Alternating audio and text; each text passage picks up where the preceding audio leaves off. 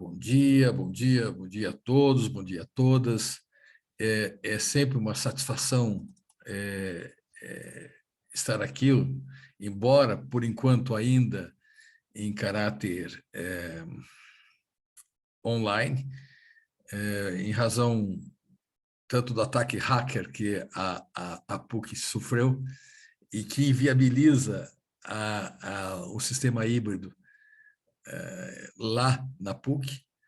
E então, esse semestre, provavelmente, nós vamos fazer as reuniões sempre ainda online. E depois vamos fazer o sistema híbrido. Então, sejam todos bem-vindos.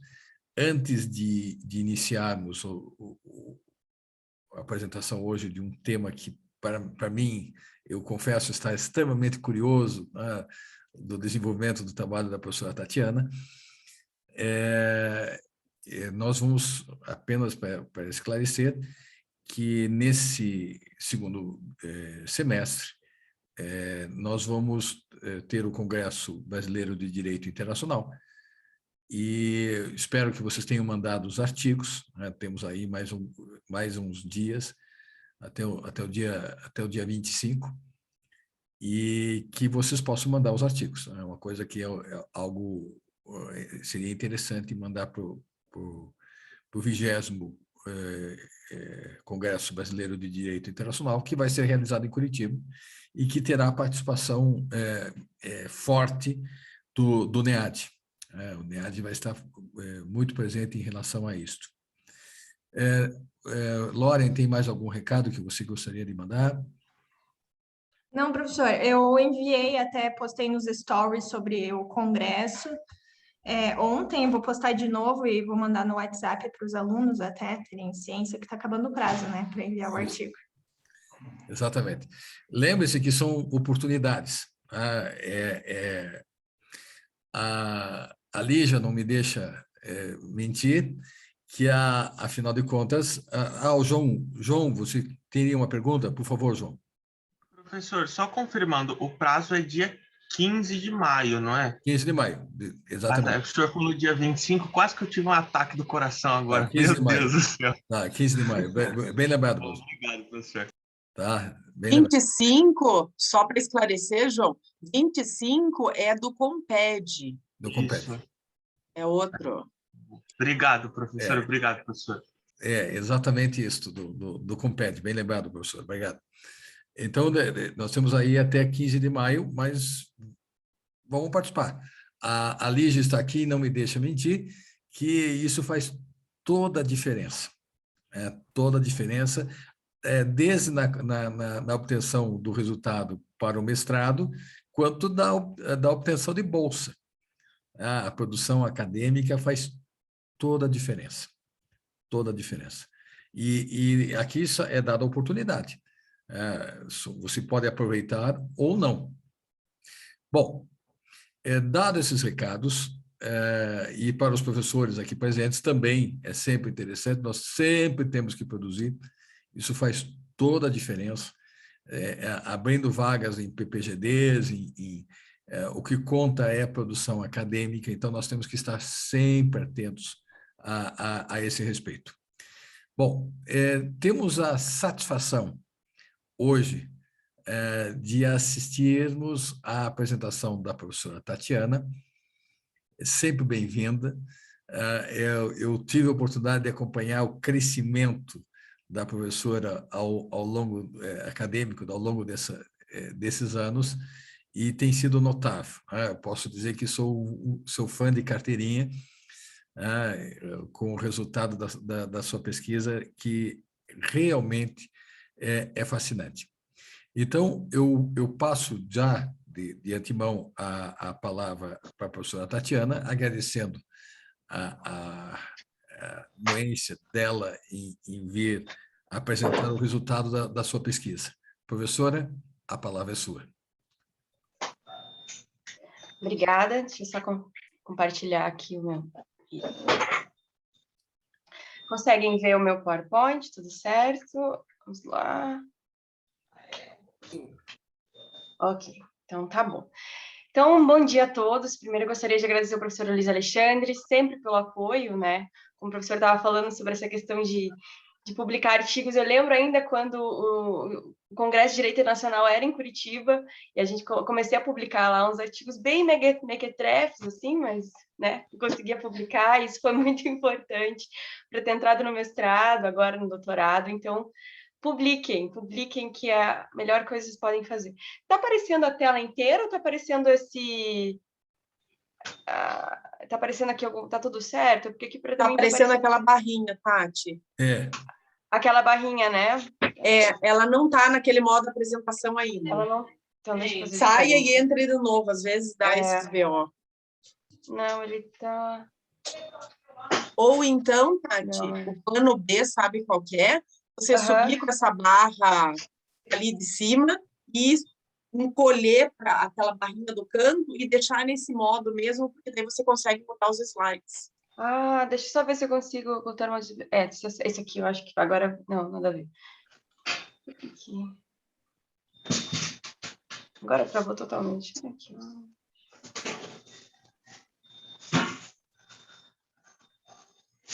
Não.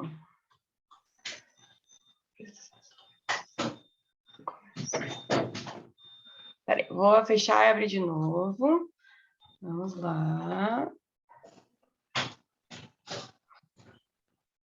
Peraí.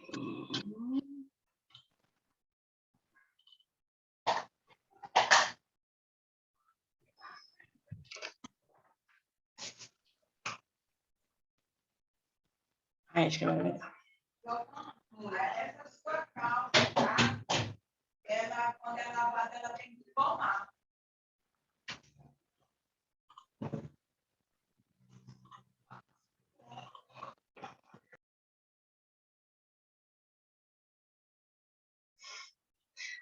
Desculpa, pessoal, agora caiu tudo aqui. Só um minutinho.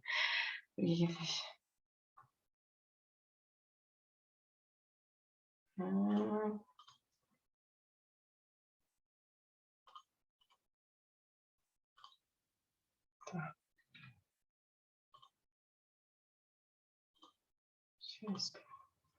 Ok.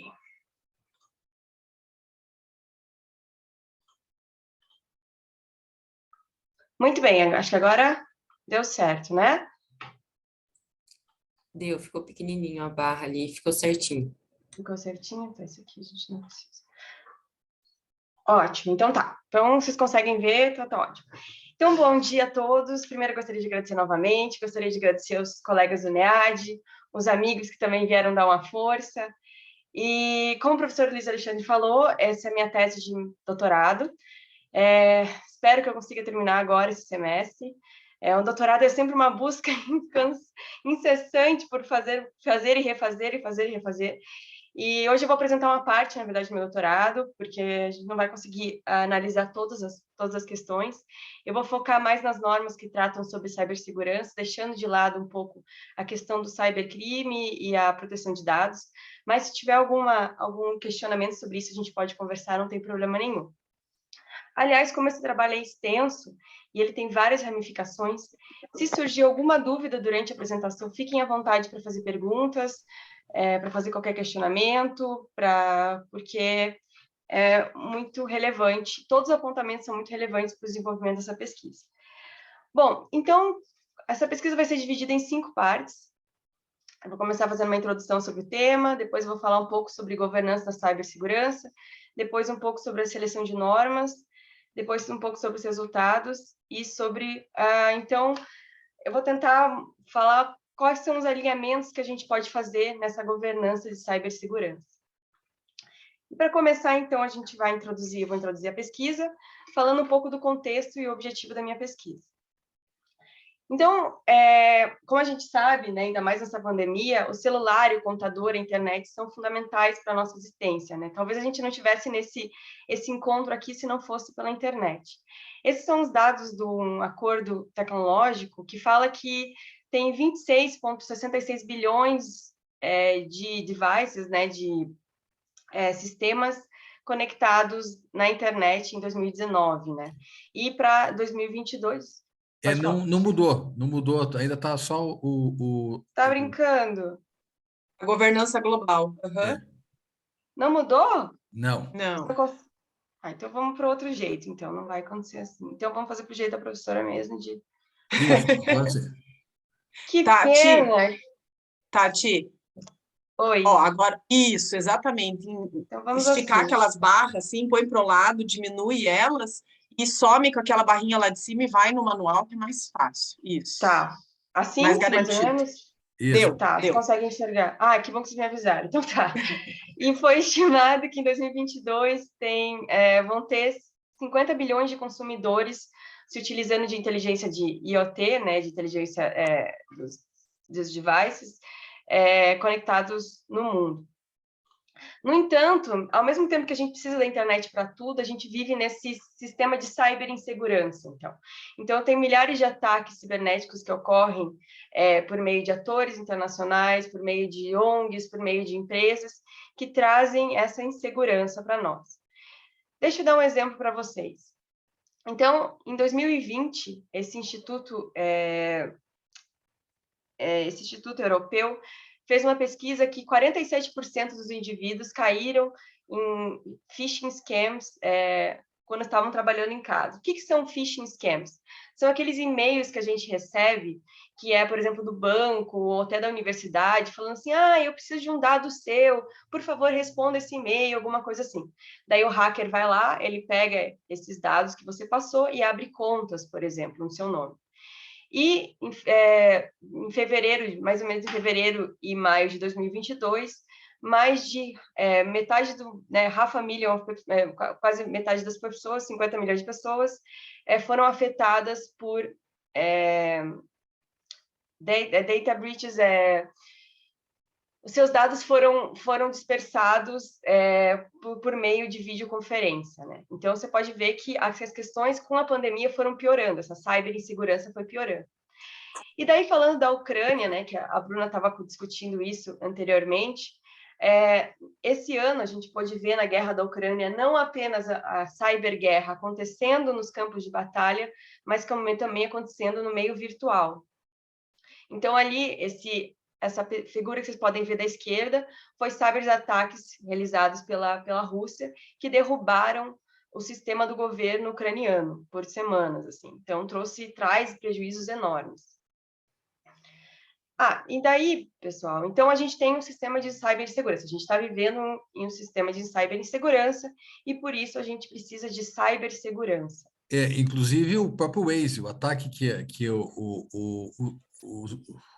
os hackers fizeram no próprio Waze como resposta à posição americana também foi muito, muito violento. Eles desestabilizaram o Waze.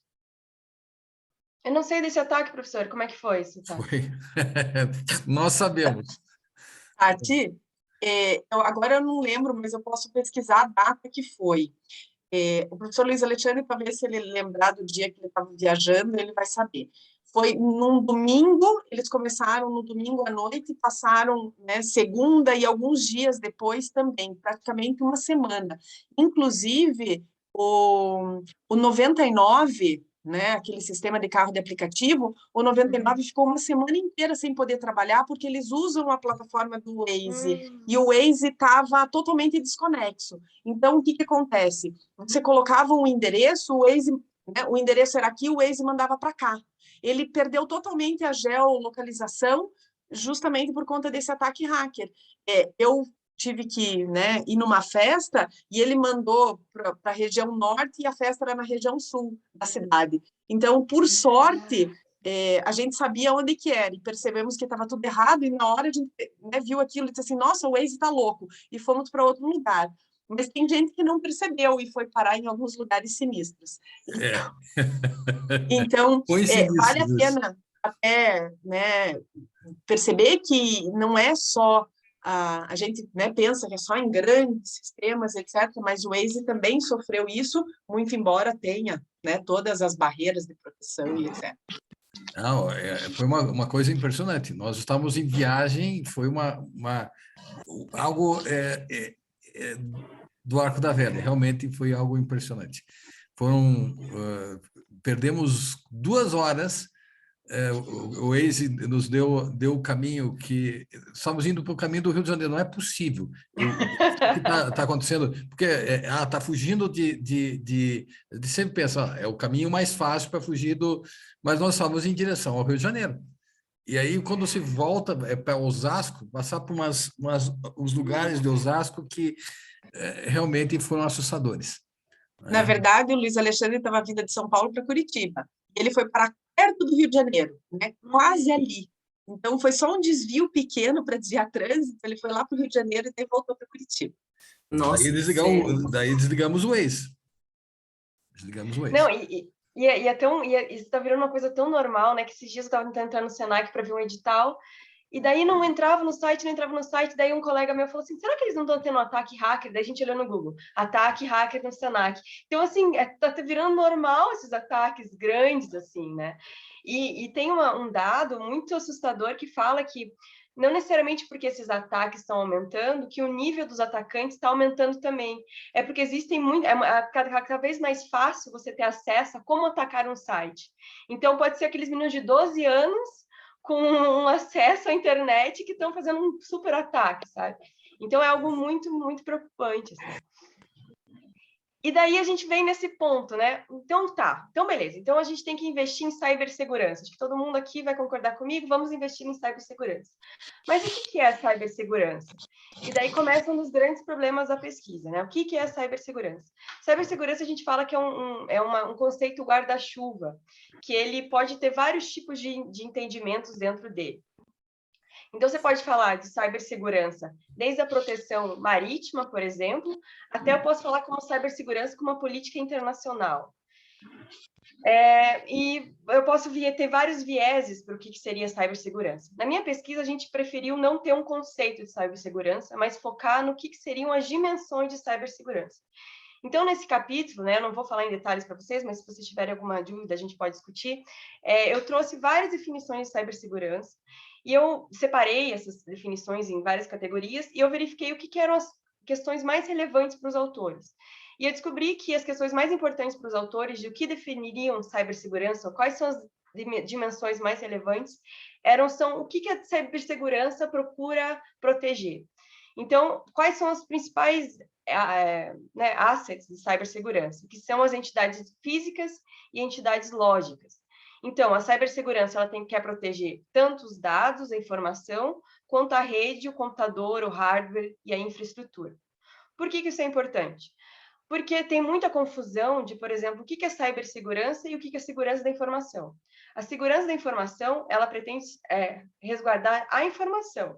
A cibersegurança é a informação e a infraestrutura. Isso não é um conceito muito, eu estou falando para vocês, não é algo, não tem um consenso sobre isso. E a gente vai ver nas normas, depois quando a gente analisar, que tem muita discussão sobre o que é uma coisa e o que é outra. E a internet, né, além para piorar essa situação, ela tem um caráter transnacional. Então, se o Brasil, por exemplo, o Brasil até tem uma estratégia de segurança cibernética, estabelecer a estratégia de segurança cibernética dela, tem decretos, tem leis que falam sobre cybercrimes, não vai ser suficiente, porque a gente está tratando sobre, ela tem um caráter transnacional. Então, um crime cibernético que pode estar correndo na Rússia pode ter uma influência no Brasil, ou na Espanha, ou em qualquer outro lugar. Então, a gente precisa de um certo tipo de cooperação entre os estados. E aqui o direito internacional volta a ser muito relevante, sabe? Eu fico muito feliz, assim, porque a nossa bandeira do direito internacional aqui é essencial. Porque não tem como resolver o problema apenas de um país. É preciso ter um tipo de cooperação, ou de convergência, ou de harmonização. Daí a gente vai ver como que a gente vai fazer isso. E daí, na minha pesquisa, a gente fala muito sobre governança global. A palavra governança é uma palavra na moda, né? Tem vários tipos de governança. Então, a gente tem governança pública, governança corporativa, e a gente tem a palavra de governança global. A teoria de governança global, ela vem das relações internacionais, né? Ela não vem do direito internacional necessariamente. E ela tem também diversas discussões sobre o que significa governança global. A governança, ela tem... quando você fala de governança, de termos gerais, você está dizendo o seguinte, que você quer resolver os problemas comuns de uma forma não hierarquizada e você junta várias pessoas na mesa para fazer essa discussão. Então, os problemas não são resolvidos, como a gente fala, top-down, né? Que é uma pessoa lá de cima que vai tentar vai tentar impor uma decisão para as pessoas de baixo. Não. Todo mundo, através de um consenso, vai tentar chegar e resolver esse problema. No âmbito internacional, então vamos supor na questão dos direitos humanos. A gente tem organizações internacionais que lidam com direitos humanos, você tem normas internacionais que lidam com direitos humanos, no âmbito internacional, no âmbito nacional, no âmbito local, e todas essas normas, elas se interagem e tentam resolver essa questão. Eu trato a governança global como se fosse, que a gente vem a ideia de redes, né, como se fosse pequenas bolhas. Todas essas bolhas, elas interagem, e elas são como se fossem para resolver problemas ou questões no âmbito internacional. Na minha pesquisa, a governança global ela é um ponto de referência. Então, quer dizer que o Estado, na governança global, ele não é o ponto de referência principal. Ele é descentralizado. Então, você tem organizações internacionais, você tem ONGs, você tem Estados, todos conversando para tentar resolver um problema comum. Tá? E daí a gente vai, então, discutir um pouquinho sobre o que é a tal da governança da cibersegurança.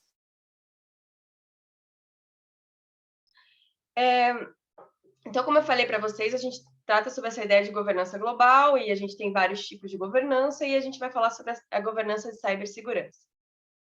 A governança de cibersegurança ela é diferente da governança da internet. E por que isso? Porque ela tem atores que não são os mesmos da governança da internet. Então, vamos lá. Que pena, tinha um negócio. Será que se colocar aqui, você aparece bonitinho? Tá aparecendo?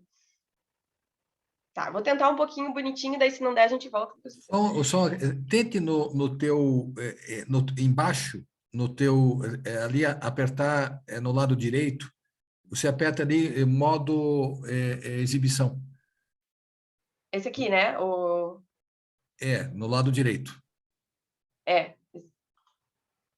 E tá aparecendo certinho, modos? Não, está aparecendo a União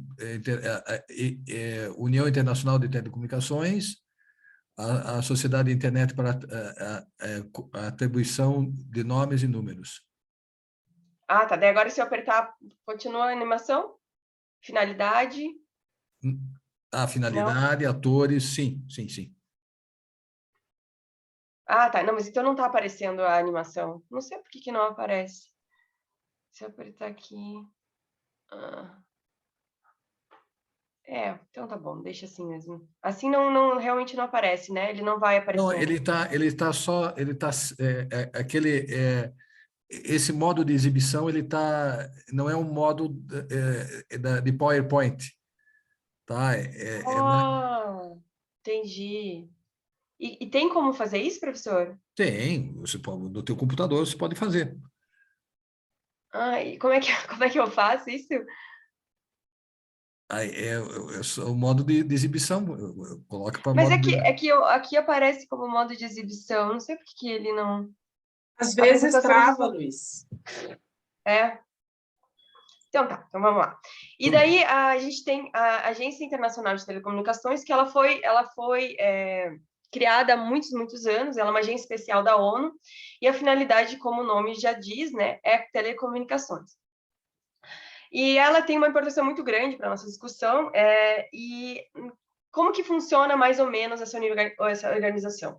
Então, você tem grupos de estudos, e eles têm uma agenda, né? E cada grupo de estudos tem discussões diferenciadas, e desse grupo de estudos saem recomendações. Essas recomendações, elas vão passar por um certo nível de hierarquia, e depois os estados vão aprovar ou não essas recomendações. Então, tem um poder, na ITU, ela tem um poder estatal muito grande, né? E quando ela foi criada, quando se trata de telecomunicações, havia um monopólio estatal muito grande, porque ela trata como questões como correio, telégrafo e telecomunicações. E daí, o que acontece? Apareceu, então, a internet, a história da internet, ela está muito relacionada à cultura americana, né? Ela nasce nos Estados Unidos, num projeto militar americano, junto com um projeto de uma universidade americana, e ela tem várias fases, a gente não vai tratar sobre essas fases, mas aparece a ICANN, né? Que a ICANN é uma organização internacional que ela tenha... Ai, que bonitinho, cachorro. Que ela tem o objetivo de atribuir o sistema de nomes e domínio, né? Que é o sistema do IP. Ela é uma organização privada, vinculada ao governo americano, e por isso teve muitas discussões em relação a isso, porque os outros países achavam que o governo americano ele tinha uma vinculação muito grande a essa organização, e ela tem um modelo multipartite, né? O que isso significa? Que ela se relaciona não só com o Estado, mas com organizações internacionais, com empresas. Então, ela traz 2 tipos de modelos aqui. Opa, vamos para o próximo. E daí, a ICANN é a organização internacional, hoje em dia, que ela mais representa a governança, então, da internet como a gente tem hoje em dia. E nos próximos slides eu vou falar um pouco de como que está essa governança da cibersegurança. Aqui eu não vai estar tudo meio... É porque era para aparecer animação, mas tudo bem. Uma das organizações que a gente tem que fala sobre cibersegurança é a Microsoft. Então, o que acontece? Como eu falei para vocês, a internet ela nasce na sociedade americana, né? Por um projeto militar e numa universidade americana. E quem consome a internet, quem começa a investir na internet no começo foi as empresas privadas. Então, as empresas privadas ela têm uma importância enorme na questão da internet. E isso vai fazer uma diferença enorme quando você vai tentar entender a governança desse tema. Por quê? Porque nos outros casos, nos outros tipos de governança, a gente não tem uma primazia tão grande do setor privado como nessa parte da internet. E essas companhias, né, elas já fazem normas, há muitos anos, normas para tentar regulamentar a questão da segurança da internet. Só que as normas que elas fazem são normas, assim, normas técnicas. Então, como que os usuários têm que utilizar seus serviços, como que outros técnicos têm que utilizar seus serviços. Então, já existem normas em relação a isso. Depois a gente vai discutir o que são normas e o que não são. No entanto, em 2017, teve um malware, né, chamado NotPetya, que foi na verdade, foi um ransomware, né, que ele quer dizer aquele lá que ele encripta seus dados e ele pede um resgate, né, então ele pede um dinheiro em troca dos seus dados. Esse NotPetya, boatos que foi feito pela Rússia novamente, e a Rússia fez para atacar especificamente a Ucrânia.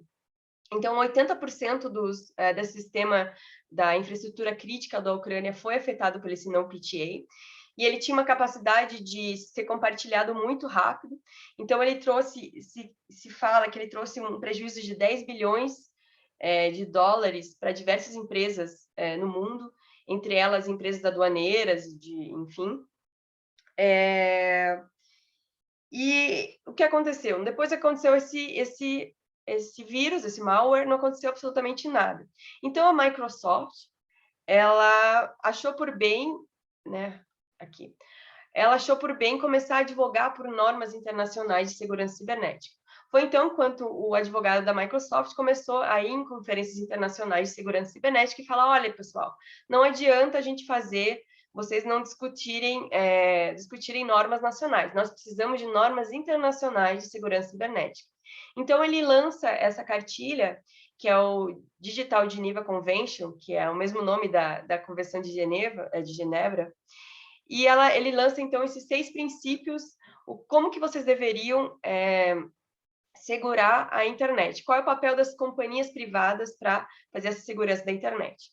E tem um princípio que eu gostaria de comentar com vocês, que é o 6º princípio, que fala Limit Offensive Operations. Então, o que significa?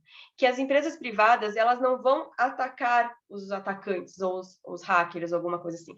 O papel das empresas privadas é defender e prevenir. Quem vai atacar é o papel do Estado. Então, ele limita a relação entre o que é o papel do Estado e o que é o papel da empresa privada. No entanto, qual é o problema, né? O problema é que esses princípios eles são muito genéricos e eles não estipulam o que é uma defesa, o que deveria ser uma defesa. Então, tem algo na ciência da computação chamado defesa ativa. E a defesa ativa, por exemplo, tem o tal dos que eles chamam de honeypots. Honeypots são potes de mel, né? Quando você lembra do desenho do ursinho Pooh, quando ele vai atrás do pote de mel, assim, ele é super fofo, é mais ou menos essa a ideia. Então, você tem essas empresas de cibersegurança, elas colocam honeypots, para elas fazerem com que os atacantes, as pessoas que querem atacar esses sistemas, vão lá e eles fazem como se fossem umas armadilhas para ver quais são os furos do sistema, quem que é o atacante e tal. No entanto, há uma discussão de se você utilizar esses honeypots seria alguma forma de, por exemplo, flagrante preparado, ou se, na verdade, você também não estaria infringindo no direito da privacidade do próprio atacante. Então, ainda os limites do que é uma defesa ativa dessas próprias empresas não está muito claro.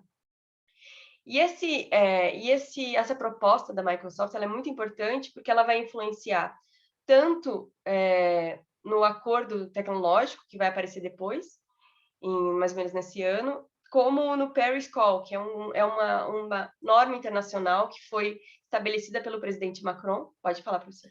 Me diz uma coisa, é natural que seja a Microsoft, já que ela, os principais ataques é o programa da Microsoft. Quem sofre mais é o programa da Microsoft. Por uma razão que eu não sei qual, o sistema da Apple não é tão atacado. É mais a fragilidade do sistema da Microsoft. Então, é natural que eles adotassem algumas medidas terceirizando o problema deles com o resto do mundo. Algo bastante interessante sobre isso. Não, é muito, porque... Então, as empresas privadas, elas tomaram uma outra posição depois disso, e daí se questiona muito assim, mas por que a Microsoft fez isso? Por que essas empresas privadas estão tomando essa frente? Então, o interesse é realmente se resguardar, criar normas internacionais, ou também em ter um interesse de você melhorar a sua imagem perante o consumidor. Então, você parecer uma empresa que está preocupada com a segurança, né? Em relação à Apple, por exemplo, a Apple está investindo em proteção de dados de uma forma enorme, e as pessoas estão comprando o Apple também pensando assim, olha, a Apple ela protege meus dados, a Apple... Então, tem toda uma discussão entre a Apple e a Google agora com essa questão de proteção de dados. Então, o quanto que também essas empresas não surfaram numa onda de a gente também precisa parecer bonzinho, sabe? Então, essa é a discussão que se tem. E daí tem um outro grupo que é extremamente relevante, extremamente, assim, para quem gosta de estudar essa área, para quem quer estudar essa área, tem que necessariamente falar do grupo, que é esse grupo do Experts, né? E é uma história muito interessante como que esse grupo surgiu. Então, a Rússia, ela propôs que existisse um Tratado Internacional de Segurança da Informação, alguns anos atrás.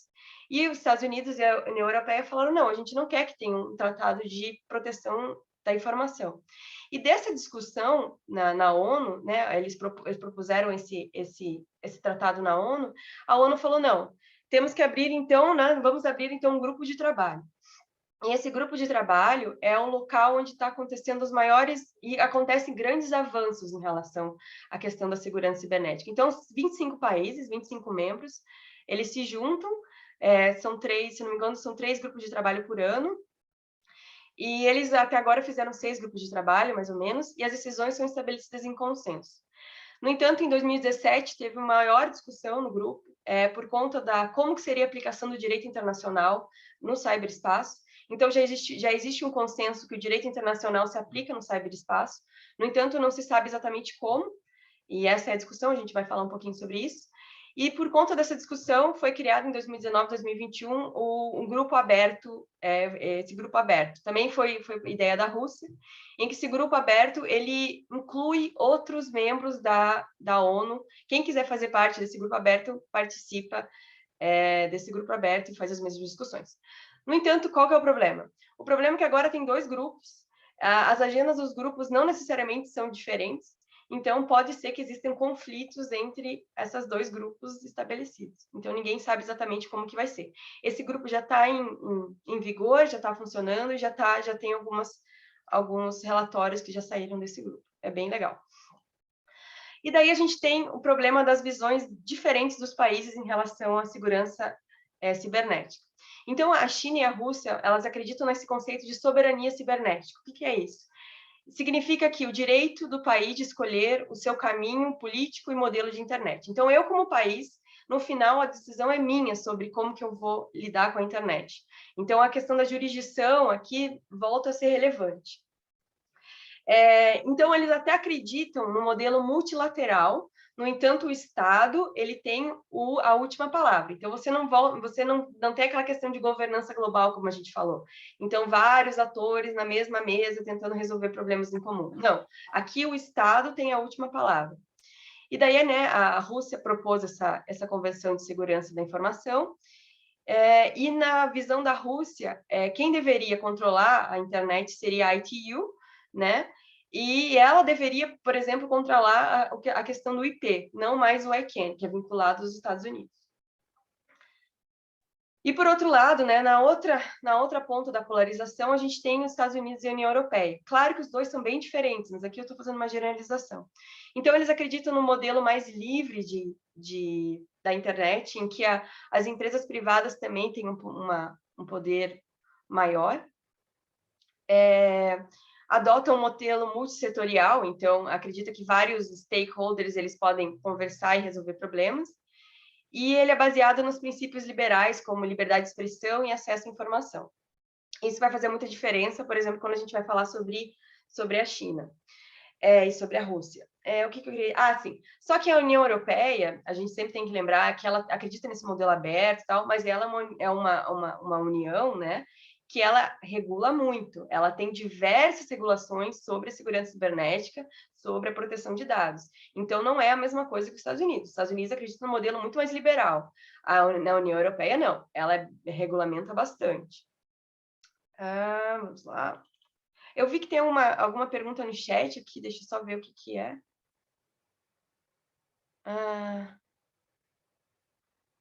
Alexandre, você quer fazer alguma pergunta?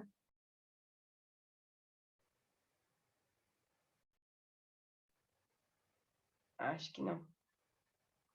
Não, tá. Se você quiser fazer uma pergunta, fica à vontade, Alexandre. Tá. Coloca as pessoas. Tá. Então, o que a gente tem para concluir essa primeira parte? Então, a gente tem a cibersegurança regida e regulamentada por atores públicos e privados. As partes interessadas têm visões diferentes sobre a segurança da cibernética, em grau distinto de poder e influência. Isso resulta em um sistema de atores e instrumentos desorganizado e fragmentado. Bom, daí eu uso a palavra fragmentação aqui.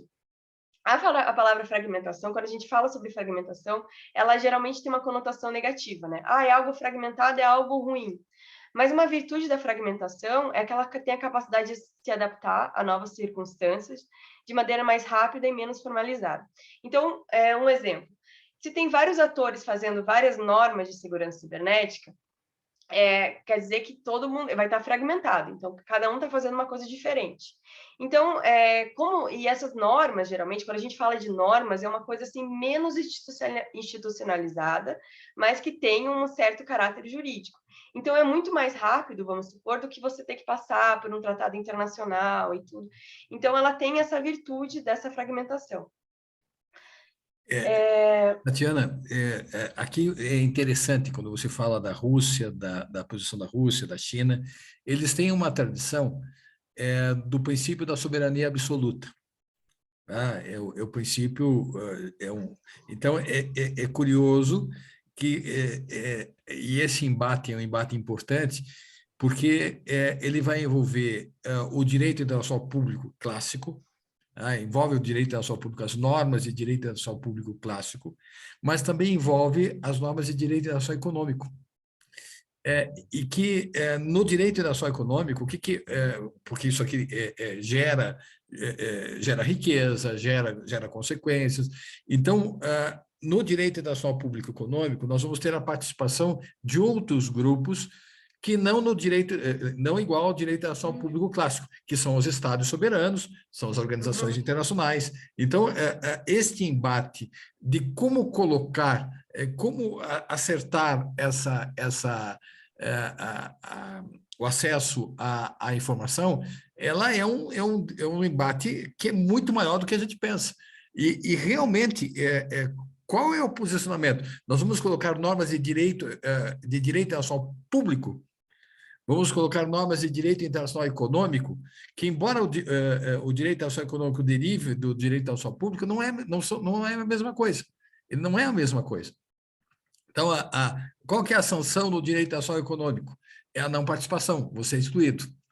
Qual que é a sanção no direito internacional público? Bom, daí nós temos aquela série de sanções, boicotes, vamos ter aí, como está acontecendo agora com os países, até chegar à questão da própria guerra. Então, há o grande aspecto é como enquadrar essas normas.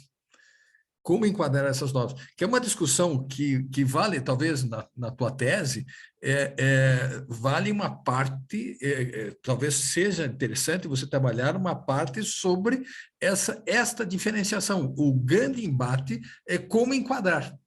Não sei se você pensou em trabalhar nisso na tua tese, mas porque me parece o grande problema é saber se vamos aplicar normas de direito internacional público ou normas de direito internacional econômico, que são coisas diferentes. São coisas diferentes. Porque a solução, no direito internacional econômico, não tem problema da participação de vários atores. Nós vamos ter aí a Microsoft como ator, vamos ter os vários grupos como atores. Não há problema, porque a função é diferente. Mas no direito internacional público, não, ele é clássico, ele vai falar dos estados.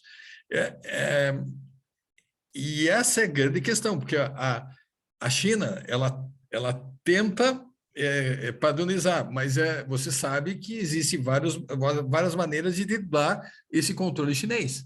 Né? Você pode usar, está sempre criando modelos para driblar o controle chinês.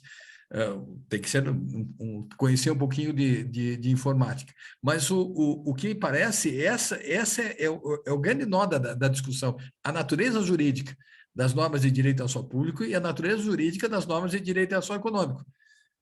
Acho que valeria a pena, na tua tese, fazer um tópico de discussão sobre isso, que para você seria muito útil, né? Porque é o que está atrás disto. Qual que é a natureza? Porque se nós vamos optar por qual linha? As duas têm resposta, embora a resposta do direito internacional público clássico seja na presença dos estados, em última análise vão decidir, mas será que o Estado tem essa capacidade deixar de lado grupos privados que têm muito mais força que vários estados? Então, esse é o grande embate. Esse é o grande embate. Esse é o grande embate, exatamente. E daí, o próximo slide que tem bem o que a gente está conversando aqui, porque daí o que acontece, né?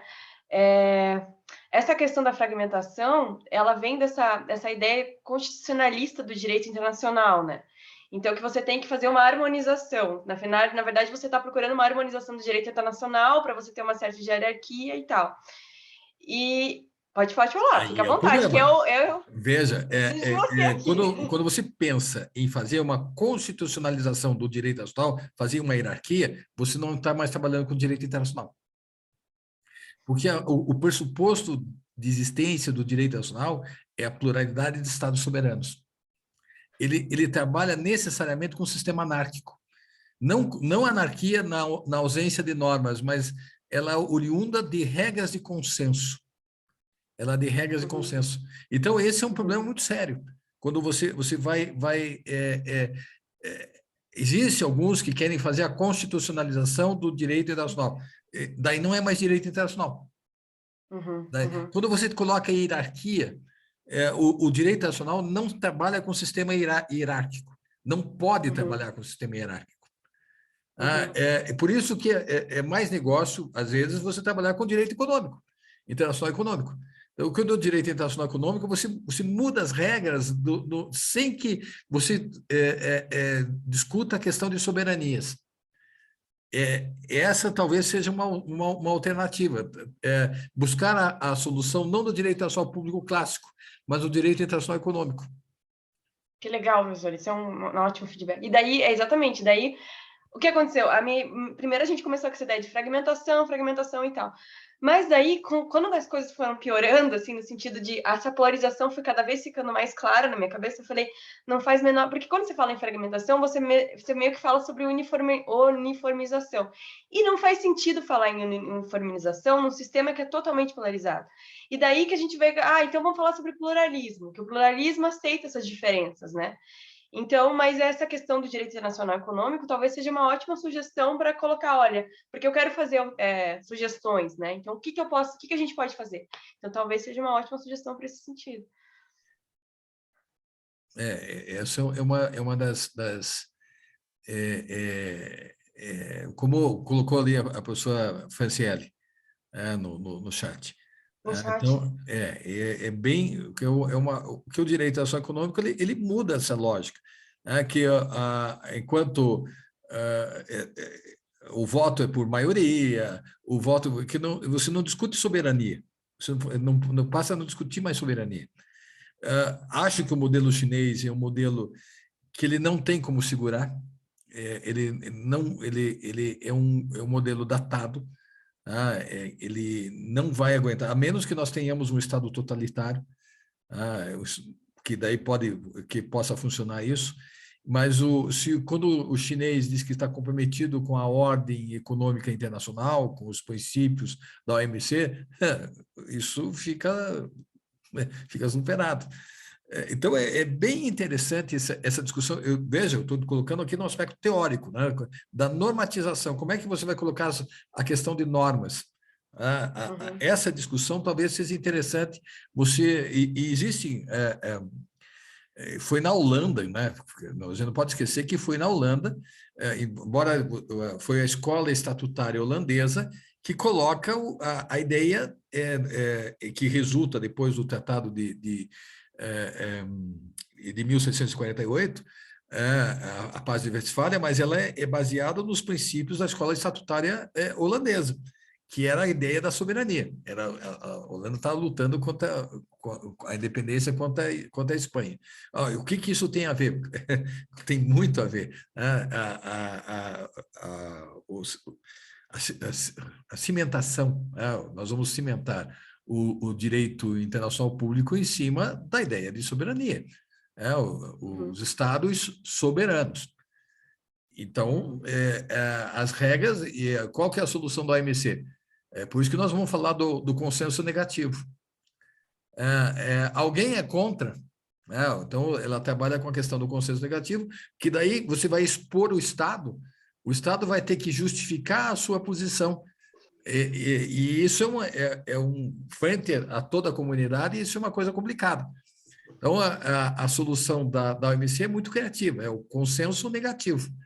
Quem é contra, não é todos a favor, não, é quem é contra. Quem se atreve a dizer não, né? Quem se atreve a dizer não, você se expõe. Você se expõe. Então, são dados interessantes da forma que você vai superar os entraves de soberanias. Embora aí entre a outra discussão. Como é que nós vamos punir alguém?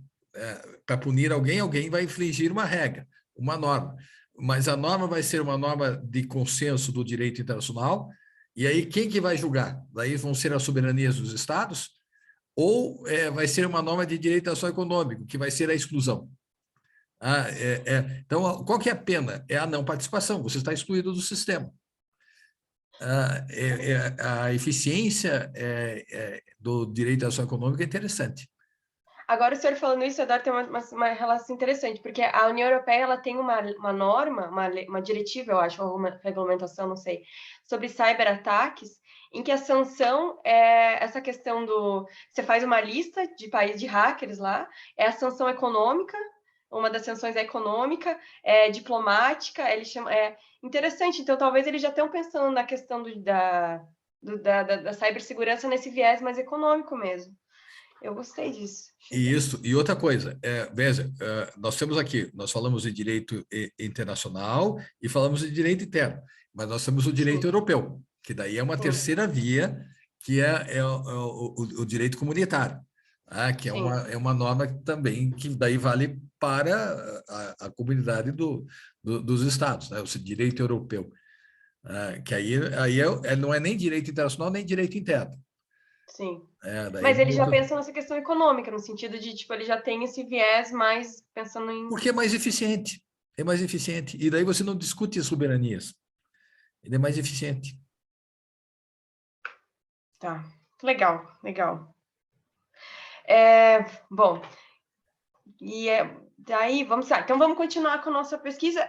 O objetivo da pesquisa, então, é entender a consistência, né? É uma tradução, então pode ser que tenha ficado um pouco estranha, mas é até que ponto os instrumentos selecionados são consistentes em termos de forma e substância. Esse é o objetivo da minha pesquisa. E a consistência, para mim, é a ausência de conflitos. Então, se você tem uma norma que proíbe determinado comportamento e a outra norma que obriga o mesmo comportamento, elas são inconsistentes, né? Só que a consistência, às vezes, ela não é tão óbvia, né? Às vezes a consistência, ela vai em caminhos um pouco mais escusos do que aquilo, ainda mais quando se trata de soft law, assim. Então, a questão da consistência, ela, às vezes, é difícil de ser analisada. E daí, a gente vai passando para a terceira parte da pesquisa, que é a seleção de normas. Eu não vou me aprofundar nisso, porque é uma parte mais metodológica, quem quiser a gente pode discutir depois, mas o que são normas para mim, né? Então, beleza, eu cheguei a concluir, eu queria fazer a consistência de normas internacionais de cibersegurança. Tá, como é que eu vou fazer isso?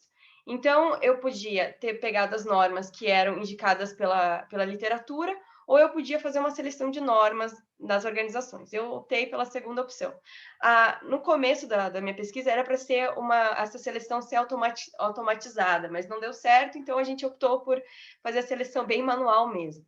Então, primeiro, o que são normas? Pode falar, professor. Isto, você pode trabalhar com a questão da hermenêutica, tá?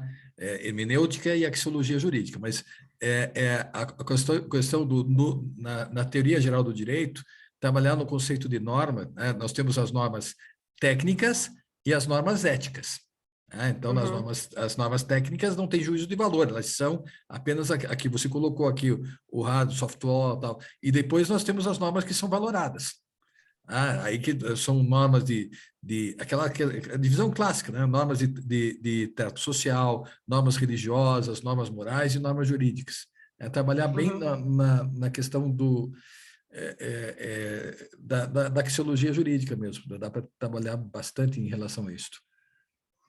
Eu acho que isso vai ser algo que vai ser sempre muito questionado, né? E eu até esses tempos eu submeti um artigo e uma das coisas que perguntaram, tá, mas qual que é a tua visão de normas? Qual que é a tua visão de normas? Então, na minha visão de normas, elas influenciam o comportamento dos estados, instituições e atores privados.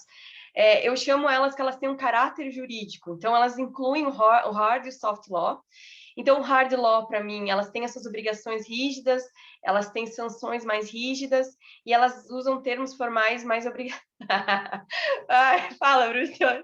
O que você quase caiu da cadeira? Pode falar. Não. É que você acaba trabalhando com uma visão ocidental. Quando você vai trabalhar, por exemplo, na Sharia, você vai ver que a compreensão de norma para o sistema islâmico é diferente da nossa. Então, por isso que é mais fácil você classificar como forma de axiomas mesmo, né? A questão normativa. É mais interessante, porque existem normas que são valoradas e normas que não são valoradas. Pronto, é isso que você trabalha. É mais fácil e você não fica preso de uma armadilha. É que a minha ideia, né, qual que foi? Foi criar um certo critério para que seriam normas, para que eu pudesse, quando eu fosse ver um documento na minha frente, conseguir identificar o que são normas ou não. Eu sei que isso vai dar um pano para a manga, que muitas pessoas vão questionar, mas isso aqui é norma. Eu sei, isso vai ser algo assim que vai ser sempre questionável, porque... Por isso que é mais fácil fazer desse jeito, que eu falei para você. Você resolve. São todas normas. Mas dentro das normas, nós temos normas técnicas, que não são valoradas, e normas éticas. Né? Daí você vai trabalhar na questão das normas éticas, que elas passam a ser valoradas. Isso resolve um problema para você. Porque, lembre-se que a tua tese ela não vai ser apenas para... Ela pretende responder uma questão, mas não apenas com a visão da Continental Law, da Common Law. Existem outros sistemas, que ela possa se adaptar a todos os sistemas. Uhum, uhum. Perfeito. E daí, a soft law, então, seriam obrigações mais brandas, com soft enforcement, e elas são aplicações mais brandas e elas têm uma certa linguagem jurídica. O que eu quero dizer com isso? Eu quero dizer que elas parecem como se fossem normas de hard law, elas têm uma aparência de normas de hard law. E daí eu criei critérios, então, para identificação dessas normas, né? E quais seriam eles? Então, eu fiz quatro critérios. Então, os primeiros critérios, assim, eu identifiquei definições, títulos e preâmbulos que eles tinham que estar relacionados com cibersegurança. Então, se os títulos e preâmbulos e definições não tivessem relacionados com cibersegurança, elas estariam excluídas da minha análise. Os documentos teriam que ser elaborados pela organização, porque eu encontrei nas outras organizações documentos citados por outras organizações. Newsletter, apresentação em PowerPoint, artigos eram excluídos. E por quê? Porque eu não considero normas. Pode falar. E por que, veja, então vou voltar à questão. Por que eu estou estudando normas? Para responder a tua pergunta, né? A tua pergunta, a questão de primeiro, o que vai ser considerado norma? Então, por isso que esse é um estudo importante. Consideramos normas aquilo que cumpre esses objetivos, né? Nesse sentido.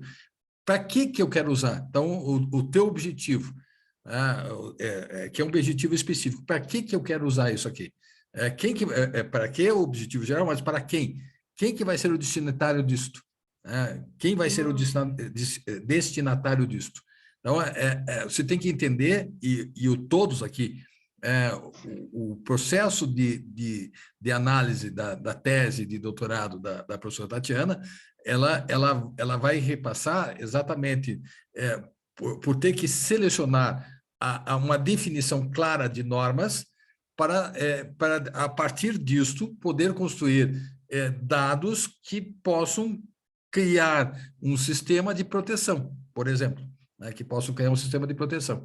Então, isso passa a ser um dado importante. Então, por isso, do estudo da norma.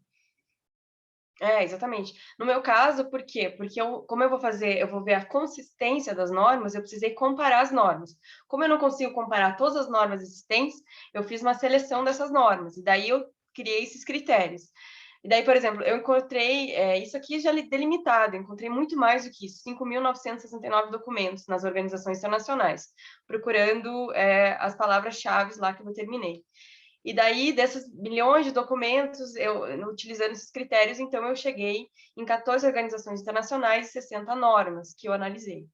É um pouco mais complexo que isso, é que eu não queria também incomodar eles com um monte de negócio de metodologia, mas a gente pode discutir mais também, não tem problema nenhum. E eu acho que isso vai ser algo que vai ser sempre questionado muito, eu tenho total noção e consciência disso.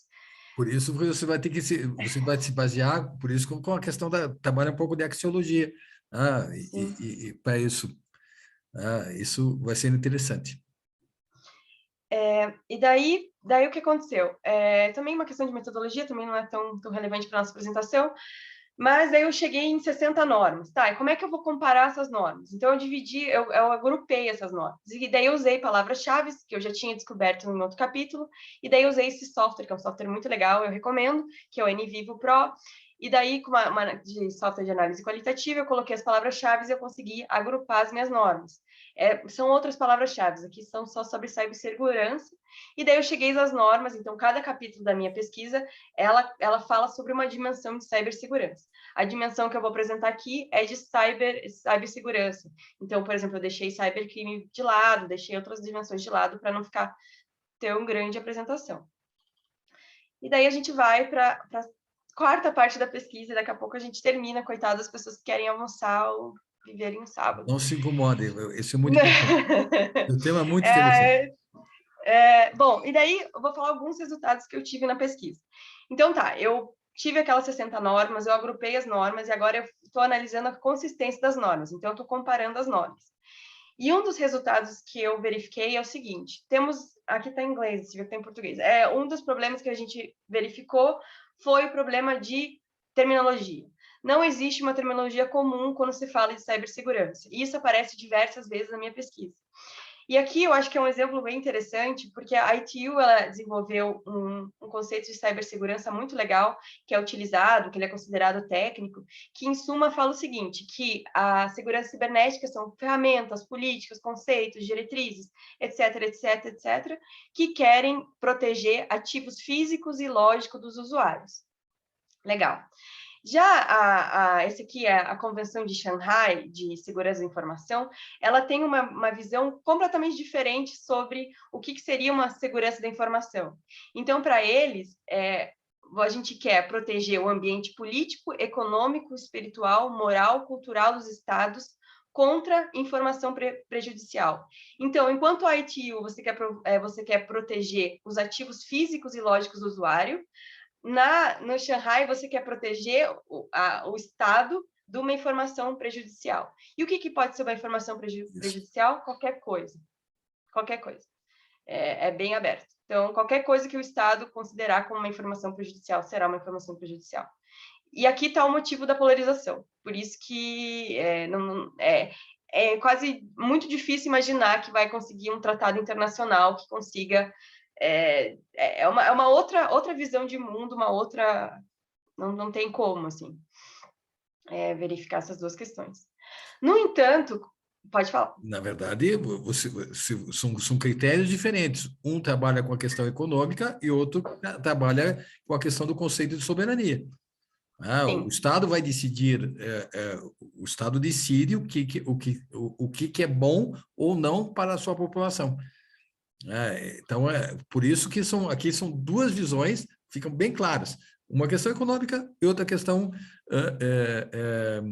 do direito ao solo público. E isso é um baita desafio. Me diz uma coisa, antes de... Porque a maneira da tua construção, você ainda segue aquela lógica das ciências sociais. Não é uma lógica das ciências sociais aplicadas. A tua construção, questão de resultados, isso é uma típica pesquisa das ciências sociais. O doutorado é em ciências sociais, ciências tecnológicas ou ciências jurídicas? Muito boa pergunta. Outra questão que a gente sempre discute com o meu orientador. A ideia do doutorado é para ser multidisciplinar. Então, eu tenho um orientador de Direito Internacional, que é o meu orientador principal, um de computação e um de Relações Internacionais e outro de Direito. Na verdade, eu tenho vários orientadores. Então, a ideia é ser algo... Ele não é um doutorado de Direito, necessariamente só em Direito, mas ele tenta conversar com outras matérias. E, além disso, eu tentei trazer outros elementos de metodologia que eu achava relevantes para que eu não quisesse que ele ficasse só com cara de direito. Então, eu tentei trazer outros tipos de metodologia, como análise de conteúdo e tal, para que ele tivesse um outro tipo de modelo, assim. Então, não sei se eu respondo a tua pergunta, mas ele é um conjunto de várias coisas. Ele é híbrido. Ele é híbrido. O que pode trazer uma coisa positiva, também uma coisa negativa em relação a isso, né? Então, porque daí você tem outras metodologias, porque continua tendo que responder a tua pergunta, porque você apresenta a questão de resultados. A análise de resultados, que nós trabalhamos em conclusão no nosso sistema, ela tem ela é diferente. Ela é diferente, por isso que você colocou na metade da tua apresentação, você colocou o método, você colocou o que são as definições de termos, etc. Então, ela segue uma lógica diferente do que nós estamos acostumados no direito, do resto do pessoal. Eu lembro da tua dissertação, que foi um dos pontos que nós discutimos na época, e foi muito interessante, né? O processo, para mim, foi um aprendizado. A partir daquilo, eu fui me debruçar na sistemática de pesquisas, nas outras áreas de metodologia, e foi muito interessante, né? Eu posso dizer para você que foi muito interessante. Mas eu vejo que você mantém essa lógica, que não é exatamente dentro de uma lógica jurídica. Ela é para as outras ciências. Seriam ciências exatas, ciências... Só não pode esquecer da tua pergunta. Não pode esquecer da tua pergunta. O teu foco principal, a tua pergunta, e como é que você vai responder. Não, e isso foi um questionamento muito grande com o meu orientador também, porque ele olha às vezes para as coisas que eu faço e pensa, mas o que ela está fazendo, assim, assim, uma dissertação, ela para ser um livro, isso é importante. Então, ele tem um começo e meio fim, é diferente você fazer um conjunto de artigos. No entanto, cada capítulo, alguns capítulos ele tem metodologias separadas, assim. Então, os primeiros 2 capítulos da minha pesquisa, eles são mais de entendimento do que é cibersegurança, daí eu uso uma metodologia específica, depois de seleção de normas, que é outro tipo de metodologia lá, e depois eu tento trazer, agora vamos mais para o direito, então essa parte é mais discussão legal mesmo, então eu pego a norma... E onde é que você vai colocar isso? Na tua introdução. A tua introdução você vai ter que exatamente discutir cada um desses tópicos. Por que você colocou e por que era necessário dentro do conjunto. Então, a tua introdução vai poder fazer todo esse fechamento.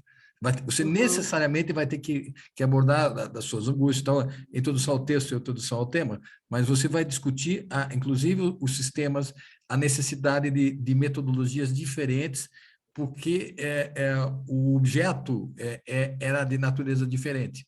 Mas você tem uma metodologia geral. Né? Você vai ter que ter uma metodologia geral. Isso é um problema muito importante, porque senão você fica um Frankenstein. Né? Vai ficar um Frankenstein. Então, você vai ter que deixar bem harmonizado na introdução. E eu não sei se você vai trabalhar nos capítulos, na primeira parte do capítulo, comentar alguma coisa ou já vai fazer direto? Não, todos têm introdução, desenvolvimento. Então, tem, por exemplo, o que aconteceu? Como eu fui descobrindo coisas no doutorado, então, por exemplo, eu não sabia que eu ia falar sobre infraestrutura crítica. Eu descobri durante o doutorado. Então, tem uma introdução, tem uma revisão de literatura, o que é infraestrutura crítica, porque isso não está na introdução, e não tinha como estar, porque era algo que eu não sabia em tese, né? Então, ele tem como se fossem pequenos artigos dentro desse livro, sabe? Então, pois para fazer uma tese, mas você vai ter que fechar, vai ter que ter, quando terminar tudo, você vai fazer a introdução para poder explicar tudo isso, para que o leitor possa entender aonde é que você quer chegar, porque ela tem que ter uma coerência. E, na verdade, o que acaba forçando? Porque colocando algo, eu gosto, nas ciências, não nas ciências exatas, mas na nossa área, no direito, você pode trabalhar no método de abordagem, são 3, ou dedutivo, ou indutivo, ou o dialético, no método de abordagem. Nas ciências sociais, pode ter outras questões de abordagem. Mas daí o método de procedimento. No método de procedimento que você pode trabalhar com vários aspectos ligados a metodologias diferentes, são os procedimentos. Mas a abordagem ela é o grande método. Dentro desse grande método, nós temos alguns pequenininhos, mas ela vai ter que fazer um fechamento. Tem que fazer um fechamento. Não, entendo o que você quer dizer. Isso é algo também que me preocupa, assim. A gente está... Tanto que tem uma parte que fala do escopo e a gente deixa claro que é um trabalho multidisciplinar, exatamente para, como diz o meu orientador, para tentar diminuir um pouco as expectativas, assim, né? Mas, ao mesmo tempo, eu também tenho a preocupação em que seja um trabalho de direito.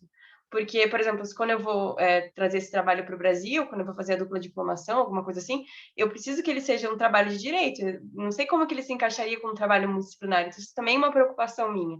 Então, olha, ele tem que ser muito louco, mas um louco do direito, assim, sabe? Alguma coisa assim. Então, tudo isso vai ter que estar na tua introdução. Quando você for fazer a introdução, a gente pode discutir isso aí. Eu posso te ajudar a fazer Seria bem interessante. Legal. Obrigada, professor. E daí, ao mesmo tempo que tem essas diferenças muito grandes de polarização, a gente encontrou palavras que eram frequentemente citadas nas normas. E essas palavras estão relacionadas a capacidades cibernéticas. Então, são 3 palavras que são muito utilizadas nas normas, né, em relação ao fomento da cibersegurança, que é a formação de capacitação, o fortalecimento de confiança e a cultura de segurança cibernética. Então, o que é a criação de capacidade? A criação de capacidade, ela não é algo novo, ela acontece em várias disciplinas diferentes, mas na cibersegurança, a criação de capacidade é você capacitar os indivíduos, comunidades e governos para alcançar os seus objetivos de desenvolvimento. Então, na verdade, é você criar conhecimento. Você imagina uma área que tem pouco conhecimento, você tentando criar conhecimento que as pessoas saibam como que elas devem combater essas ameaças cibernéticas. Então, essa capacitação pode incluir diferentes formas, então, intercâmbio de práticas, de informações, ele fala que intercâmbio de práticas legais e administrativas. Daí a estratégia da União Europeia, por exemplo, de criação de capacidade, ela recomenda ações para melhorar a capacitação por meio de prevenção. Então, quais são as possibilidades de prevenção e respostas às ameaças cibernéticas? Então, existem coisas, por exemplo, grupos de resposta e tratamento de incidentes de segurança, né, que existem em todos os países, são organizações privadas que elas fazem essa defesa e a prevenção de ameaças cibernéticas. Então, por exemplo, outro exemplo é o desenvolvimento de certificação, o investimento em mão de obra especializada, entre outros. Daí, a crítica que se faz é que, dependendo do viés que você tem de segurança cibernética, essa aplicação dessa estratégia de segurança cibernética fica muito dificultada. Então, por exemplo, se um país europeu tem uma visão da segurança cibernética mais voltada para o viés econômico e outro país tem uma visão da segurança cibernética para um outro viés, como é que você implementa esse tipo de norma, né? Então, você pode ter um certo problema em relação a isso.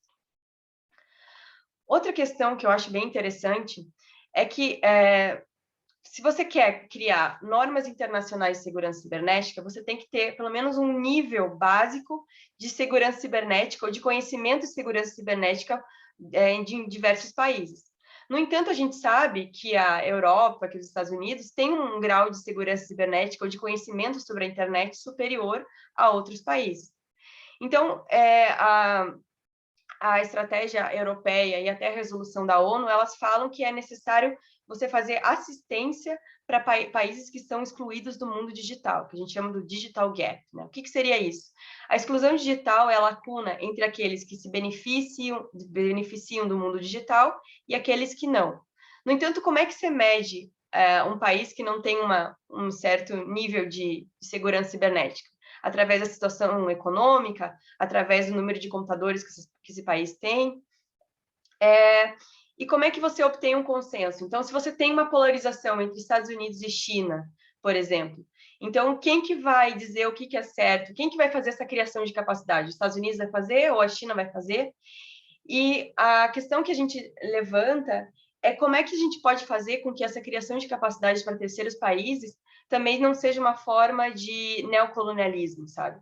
Então, como que você não faz com que, na verdade, essa transferência de tecnologia, você também não está impondo algo para um terceiro país?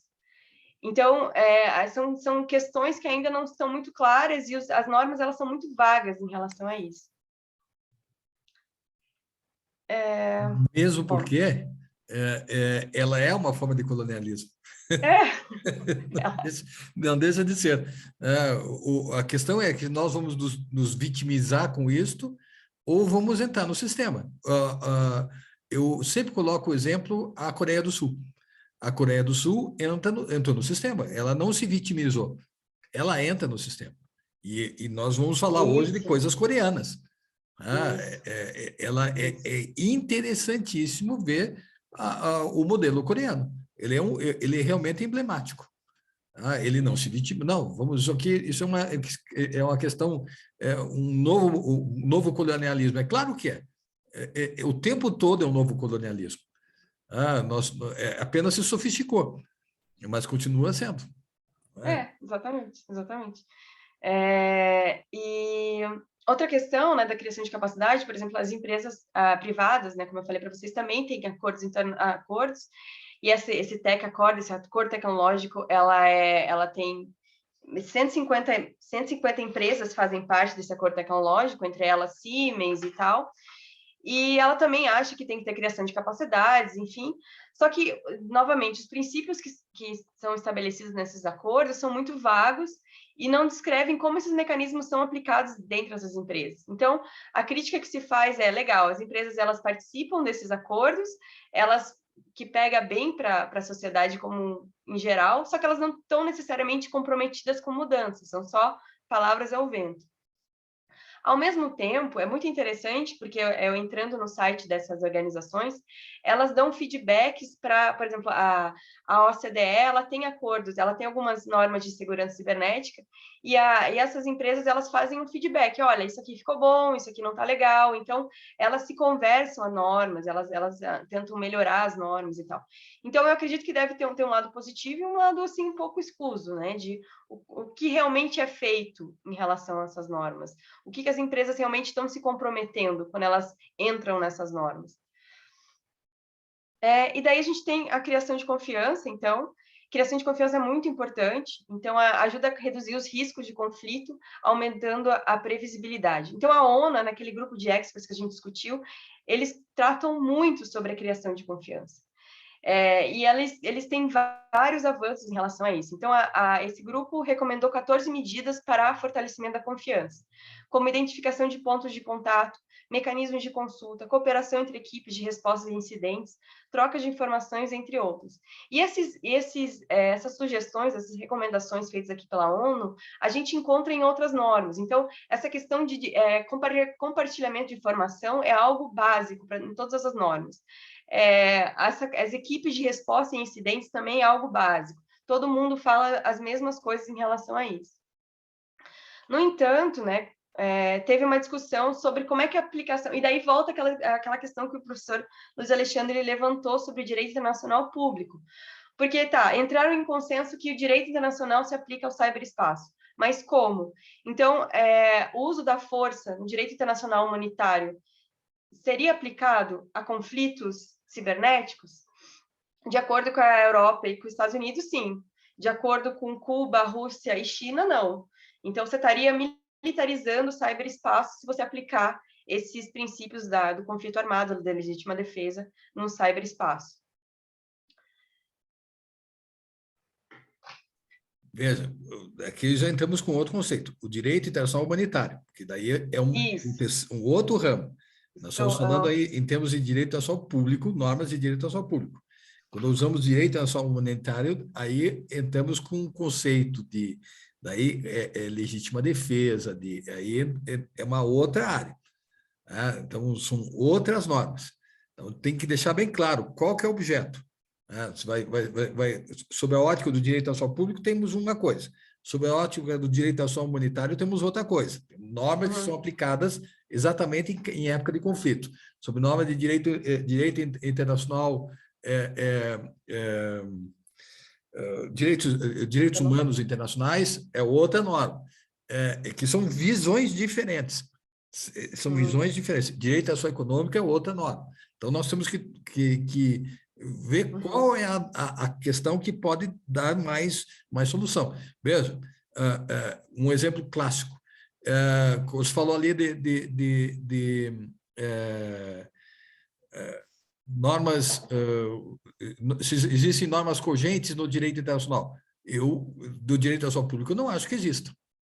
Mas o pessoal de direitos humanos acha que existe. Eles defendem, mas eu acho que não. As normas que existem são normas de consenso. As normas de consenso. Do direito internacional econômico, não discute isto. Não discute isto. Existe a questão da aplicabilidade, exclusão ou não exclusão. Pronto. É outro aspecto. Tempo é dinheiro. Então, você tem que estar muito claro. Qual linha que eu vou seguir? Qual a solução, as várias soluções dos vários ramos do direito internacional. Porque não é uma coisa só. Na questão clássica temos isso, na questão temos isso. Então, é importante você ter essa visão de dar uma resposta, até para você dar uma resposta. Não, é verdade, concordo. É verdade. E, por último, a gente tem a convenção, a cultura de cibersegurança, que é a Convenção Africana, que ela não tá em vigência. porque não teve o número de países mínimos para ratificar essa convenção, e ela acredita que cultura de cibersegurança é você pensar e se comportar num novo jeito no sistema de informação, na sociedade de informação. E daí, para eles, por exemplo, o plano de cibersegurança, um plano de cultura de cibersegurança seria envolver a sociedade civil, elaborar um programa nacional de sensibilização, você ajudar pequenos negócios, escolas, educação infantil, entre outros. E daí você tem a resolução 57239 da ONU, do segundo comitê da ONU, né, que ela fala sobre a criação de uma cultura de segurança cibernética. E daí ela coloca 9 elementos para você conseguir chegar nessa cultura de cibersegurança, que seria conscientização, responsabilidade, resposta, ética, democracia, avaliação de riscos, projeto e implementação de segurança, gestão e realização de segurança. Daí a questão que eu levanto aqui é a questão da democracia. E aí, o nome da norma é criação de uma cultura global de cibersegurança. E se você coloca a democracia como um elemento essencial para você chegar numa cultura de cibersegurança, você já está excluindo vários países dessa discussão. Não. Diga, professor. Porque o conceito de democracia, você vai ter que precisar o conceito de democracia. Nós vamos ter aqui, por exemplo, no regime getulista do Estado Novo, nós temos uma democracia orgânica. Na União Soviética, era uma ditadura democrática. Então, a expressão da democracia, ela vai depender do conceito que você quer trabalhar. Tá? Então, ela se presta para todos os regimes. A China se acha democrática. É uma democracia popular. É uma democracia popular. Então o conceito de democracia, você vai ter que precisar de qual conceito que nós estamos falando. Então, esse é um dado. Tem uma obra obra antiga, Said Malouf. Said Malouf.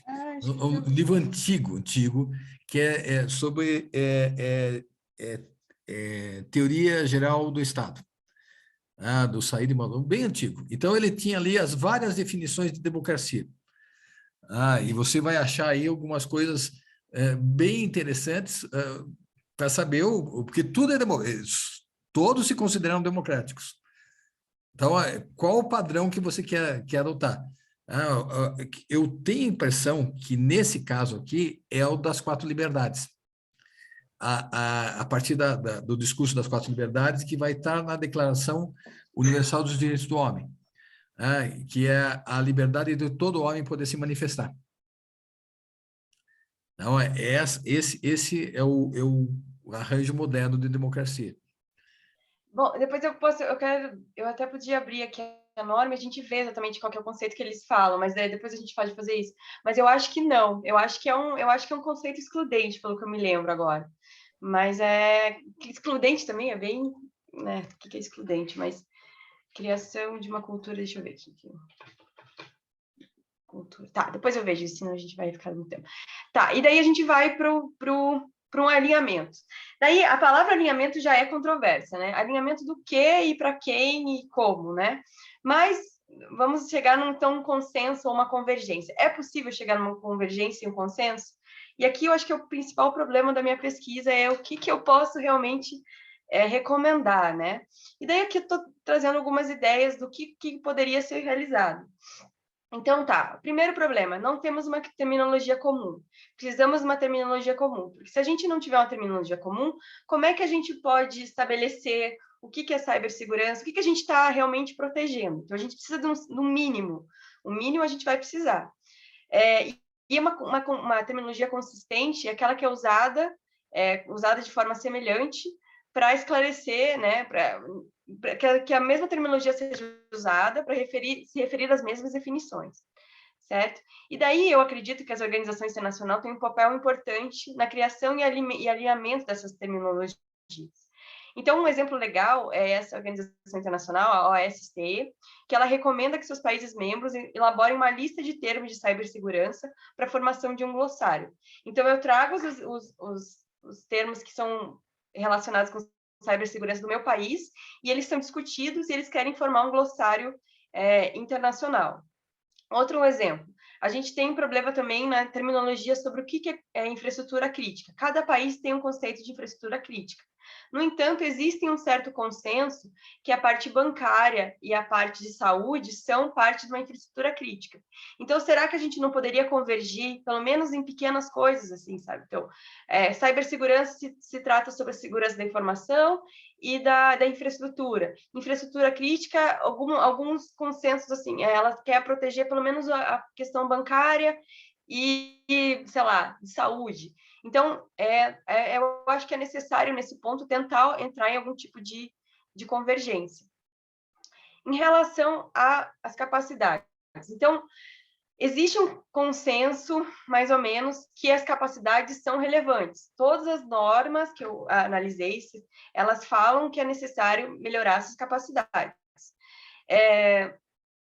Agora, como melhorar essas capacidades ainda não é tão claro, né? A gente sabe que, por exemplo, essa questão de criar pontos de contato, compartilhamento de informações, e essas questões são relevantes. Então, tem um certo consenso sobre isso. Eu sei também que compartilhamento de informação com países como a China e Rússia, ou até outros países como os Estados Unidos também, né? A gente não precisa só colocar da China, são questões complicadas. O que é sensível de ser compartilhado? O que não é sensível, né? Então, o como ainda é meio complexo. A ITU, ela fez esse indicador de segurança global, né? Um indicador para você mensurar a segurança global desses países, e ela pode ser um bom começo para você ter algum tipo de padrão do que países que precisam ser mais ajudados, entre aspas, e quais países que não precisariam. Então, poderia ser um começo fazer mais estudos sobre isso. E daí tem uma questão muito interessante que agora com a guerra, né, com essa questão da guerra da Ucrânia, eu acredito que piorou as situações de confiança entre esses dois extremos, né, entre esses dois países polarizados. No entanto, foi requerido, acho que foi requerido pela Ucrânia, para que a Rússia fosse excluída da internet depois da guerra, né? E a ICANN falou que não, que a Rússia não ia ser excluída da internet e que, como organização internacional, ela tinha que ser neutra. Então, na verdade, aquele mostra, então, talvez a força do multipartite, né, dos multi-stakeholders em relação à questão da segurança cibernética. E daí, isso aqui, talvez por ser brasileira, isso está me pegando ultimamente, será que a gente não teria que ampliar a voz na governança cibernética de nós, países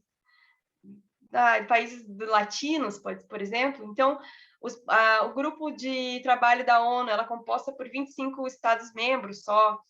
Esse grupo de trabalho que é aberto, mas ela conta só com participação de 50 países. A Convenção de Budapeste só tem 66 países que fazem parte, mas os países europeus são predominantes, né? No Paris Call, que é uma iniciativa de multi-stakeholders, não tem a participação do Brasil, Argentina, Indonésia, Turquia, África do Sul, Arábia, entre outros. Então, será que, para a gente falar sobre governança global, a gente não tem que adicionar outras pessoas nessa discussão? Será que a gente não está falando muito sobre governança global para a Europa, para os Estados Unidos e talvez para a China e Rússia? Então, eu acredito que tem que ser uma coisa mais inclusiva. E, por último, se a gente quer colocar a participação das empresas privadas, a gente tem que definir, então, como é que vai ser o compartilhamento de informações. Porque, hoje em dia, como eu falei para vocês no começo, as empresas privadas que têm a maioria das informações estão com elas. Então, tem que ter uma cooperação maior com o setor público. O Paris Call, que é essa iniciativa que tem vários atores, talvez foram um fórum importante para essa discussão, e precisa ter algum tipo de prestação de contas dessas empresas, né? Mas como fazer isso ainda é muito complicado. E concluindo, então, a gente tem uma terminologia inconsistente, a gente tem os mesmos objetivos, mas a aplicação é feita de forma diferente, a gente tem uma polarização, e daí talvez a necessidade de criar mais normas hard law. O que eu quero dizer com isso? porque quando você tem várias normas soft law, eu acho importante, elas são mais adaptáveis e tal, mas elas também não têm nenhum tipo de vinculação mais sério com esses países. Então, será que não teriam que criar mais normas hard law? Ou, por exemplo, a Convenção de Budapeste, que trata sobre cybercrimes, será que ela não teria que ampliar e ter mais países participantes, então, para que a gente tivesse alguns avanços? Porque há avanços, eu acho que dizer que não existe avanços é mentira, há muitos avanços realmente nos últimos anos, nos últimos 10 anos, muitas coisas foram realizadas. No entanto, esse problema, ele continua acontecendo, a gente tem vários cyberataques, e parece que a gente ainda está patinando em relação ao que fazer. Então, seria mais ou menos isso. Muito obrigada, e perguntas, por favor. Bom, você tem aquele vídeo em que mostra os ataques online, já que se podia colocar ali, só para enquanto estamos conversando? Aí você tira esse aqui e coloca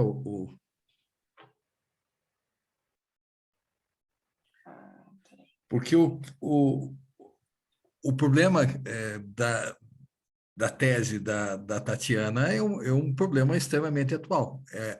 Vocês vão ver agora. Então, Tatiana, você tira esse aqui. Deixa eu só ele abrir aqui, para isso aqui demora um pouquinho. E aí vocês vão ver, para quem não conhece, eu lembro com a primeira apresentação da Tatiana, o estado de choque que nós ficamos. Ela apresentou, nós não conhecíamos na época, mas esse aqui é né? Tem vários mapas que você pode... Vocês estão conseguindo enxergar? Sim, sim. Esses são os mapas acontecendo agora, que você tem, por exemplo...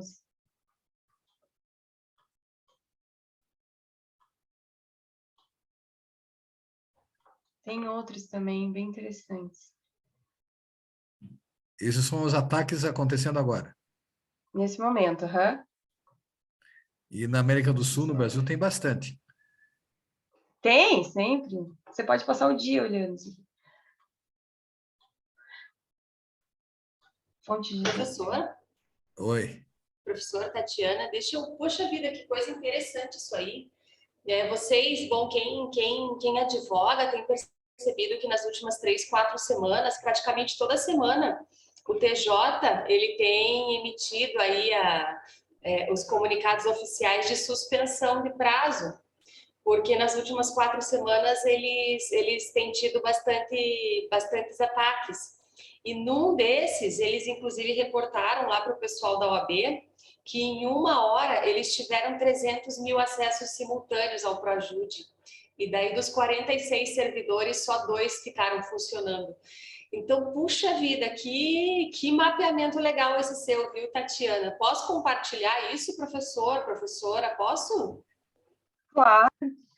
Que legal, hein? Claro. Esse tem um outro. Deixa eu ver se eu acho. Tem um outro mais legal. Deixa eu ver se eu acho ele aqui.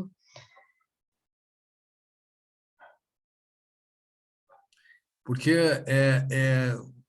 nós temos... Uma coisa é a descrição fria, né, desse problema. Outra coisa é a constatação in loco dos ataques que as pessoas estão sofrendo. E vejam, nós estamos falando aqui de sistemas, hoje, totalmente, até a carteira de motorista, querem voltar que seja físico, mas provavelmente vai cair essa questão, é tudo digital. Então, os ataques que são realizados afetam o nosso cotidiano, o tempo inteiro. Isso que é importante. Como resolver esse problema, ter dados mínimos para você ter esse controle, que, convenhamos, não é fácil, mesmo porque nós temos aí conceitos que se chocam. O que nós vamos fazer? Como conceitos que se chocam?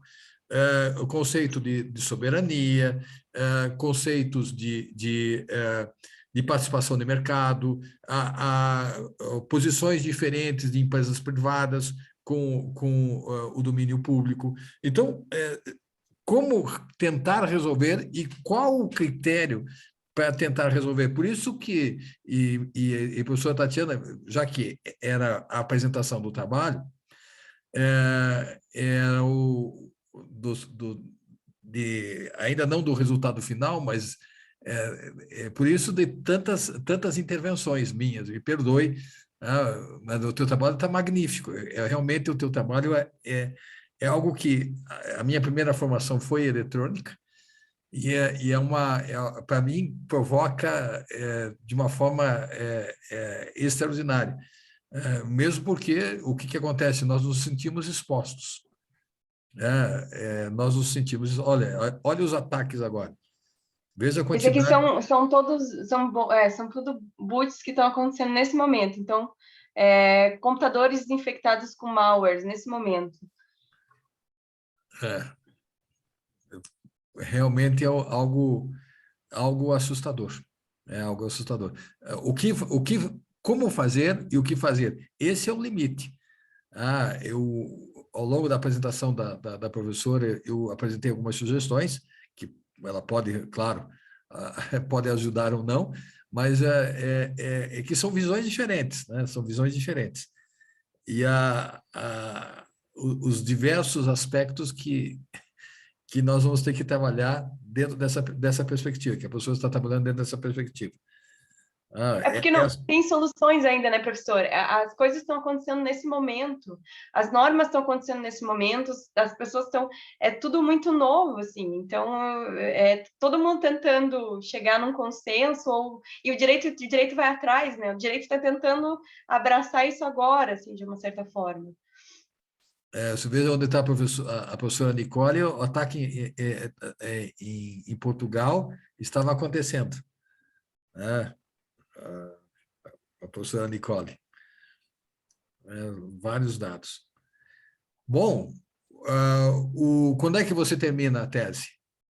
Eu queria terminar esse semestre, mas não sei. Vamos ver o que eu consigo fazer. Eu sugeriria apenas aí um reforço na questão da teoria geral do direito, para você tentar dar uma explicada, um pouquinho mais de axiologia jurídica mesmo, mais do que hermenêutica, mas mais de axiologia. E o segundo aspecto é falar de direito internacional. Qual o direito internacional que nós estamos falando? Se for direito internacional público, tem um lado. Se for direito internacional econômico, vai ter outro lado. Se for direito internacional humanitário, é o outro lado. Então, nós temos que tomar cuidado com essas...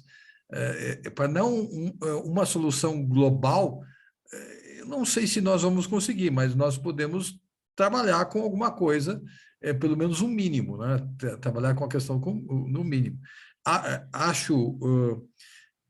não quer dizer que seja melhor, mas acho mais eficiente o direito internacional econômico, quando você exclui, mas não acho que seja a única solução. A única solução. O teu tema é um tema que nos incomoda, no sentido que nos tira da zona de conforto. O teu tema nos tira da zona de conforto. O tempo todo. A questão da exposição que nós temos é algo assustador. É algo assustador. Então, está aberta a pergunta, pessoal. Professora Juliana, professora Franciele, professor Eduardo, os demais. Lembra que isso aqui é uma grande tábula redonda. Não tenho nem palavras, Luiz. Eu acho o tema fascinante. Realmente, na data que for designada a defesa, nos avise, para que a gente possa assistir. Todos os convidados que quiserem ir para a Holanda assistir também, é bem legal. O pessoal usa a roupa de Harry Potter. É uma coisa, tem gente que tem um... Já viu, professor, uma apresentação na Holanda, que eles têm o cara do cajado? Sim. É muito legal, hein? Vale a pena. Sim. Mas ela bom, ela é aberta, mas ela vai ser... não digo televisionada, mas vai ser colocada na internet? Vai. Uhum. Acho que vai. Acho que sim. Será bem-vinda. Legal. Excelente. Então, Tatiana, Espero que as nossas contribuições coloquem você em questão, pelo menos, né, para colocar. Sim. E Professor, vou te mandar minha introdução. Agora que o senhor se comprometeu aqui publicamente, vou sim, o senhor vê o que o senhor acha. tá, mas será um prazer. Acredite que que será um prazer. Tá? Tá bom. Então, Agradeço de novo pelo espaço e, né, eu sei que às vezes é meio complexo, tem bastante informação, mas agradeço demais, novamente. sim, é que é uma abordagem, lembre-se, pessoal, ela não é de ciências sociais jurídicas aplicadas necessariamente. Então, a forma da construção do pensamento da professora Tatiana, ela é um pouco diferente do que nós estamos acostumados no direito, mas ela vai chegar ao mesmo a mesma conclusão. Mas ela toca em algumas coisas que nós, muitas vezes, no direito, fazemos de maneira diferente apenas. Mas o resultado é o mesmo. Alguém queria fazer uma pergunta? Professor, eu queria já fazer até um planejamento para auxiliar a Tatiana na validação brasileira aqui do doutorado dela. O PROLAN é multidisciplinar, mas ele tem o foco latino-americano, né? Sim, sim. E o Santiago Dantas também seria uma opção, né? Seria interessante. O que é o Santiago Dantas, O Franciele? programa Santiago Dantas, Tati, é um programa conjunto de pós-graduação, mestrado e doutorado, entre a PUC São Paulo, a Unicamp e a Federal de São Paulo, e na área de relações internacionais, né? Até em homenagem a Santiago Dantas. E ele é multidisciplinar também, só que daí ele, ao contrário do PROLAN, que tem um foco mais centrado na integração latino-americana, o Santiago Dantas é mais aberto, talvez seja uma opção para você. Mas eu não sei legal. se aí eles fazem essa validação, aí tem que ver. Mas fiquei pensando aqui comigo. Não, eu já fui atrás, eu sei que tem um sistema agora que a gente faz validação e tal, e já estou verificando essas questões, assim. Mas É uma plataforma, boa lembrança. Carolina, alguma coisa. É uma boa lembrança. Principalmente a Unicamp, que é mais vanguardista nisso aí. Ela seria a forma mais interessante mesmo. Porque eu acho a USP, talvez, por ser uma coisa um pouco diferente, eu fico com medo que a USP seja mais clássica, assim, na perspectiva. No direito, no direito é complicado. No direito, né? Direito é complicado. Mas nas relações internacionais é mais aberto. Nas relações internacionais é mais aberto. Bom, então, professora Tatiana, eu agradeço a tua gentileza de partilhar conosco o resultado da tua pesquisa. É sempre interessante e sempre perturbador, como você está vendo aí. Né? Olha ali na região da Ucrânia como está concentrado. Nossa. Olha a região da Ucrânia aqui, ó, né? Olha aqui como tem coisa aqui. Bem mais do que em outras regiões.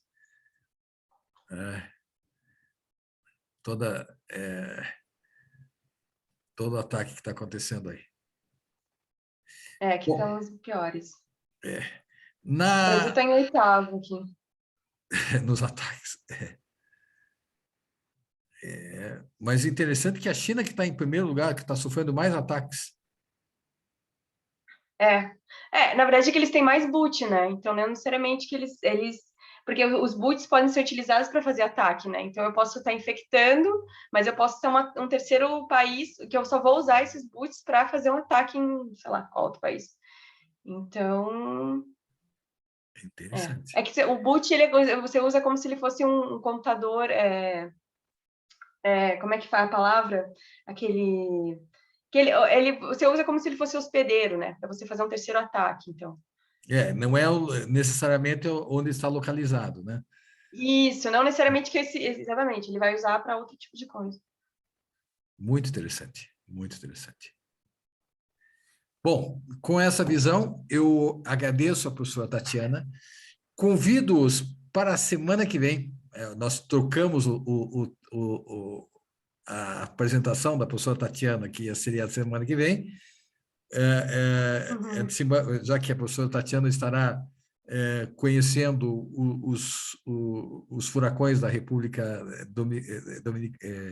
Dominicana, não é a época do furacão ainda, não, mas vai estar sofrendo, mas vai estar pensando em nós, né, professora? Vou, com certeza, com certeza. Não, vai estar pensando Pensar em nós. boot, em ataque cibernético, Sim. China. Toda essa questão, né? E de nós aqui em Curitiba, com esse clima maravilhoso, né? Você vai estar sofrendo lá. E convido-os, então, para a semana que vem. Também o tema vai ser muito interessante, da professora Cíntia. Professora Loren, por favor. Oi, estão me ouvindo? Sim, sim. Então, primeiramente, parabéns, né, Tatiana? É um tema extremamente relevante, a gente até se assusta. Eu vi ali no primeiro mapa que você mostrou que o Brasil estava como o terceiro país sofrendo ataques, e a gente, né, qual segurança que a gente tem? A gente pensa nisso, é uma coisa muito nova para o direito, como você disse, o direito vem sempre atrás dos acontecimentos, né? E assusta, dá vontade de desativar todas as redes sociais quando a gente vê uma apresentação dessa e não usar mais nada. Parabéns mesmo pelo tema. Então, como o professor disse, convidamos a todos à próxima apresentação da professora Cíntia no dia 30, que será sobre a regulamentação de cooperativas no Mercosul. Então, estão todos convidados e devem estar presentes, né? Outro tema extremamente relevante que será apresentado aqui pelos o cooperativismo é uma solução para nós. Em vários setores. Vejam, inclusive na informática. O cooperativismo é algo que nós pouco conhecemos no direito e é algo que é algo estratégico.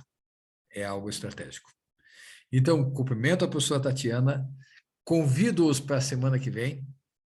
A professora Tatiana não vai poder estar presente, mas ela vai estar pensando em nós. Depois assiste a gravação. Pessoal, um excelente final de semana para vocês e até a semana que vem. Um forte abraço a todos.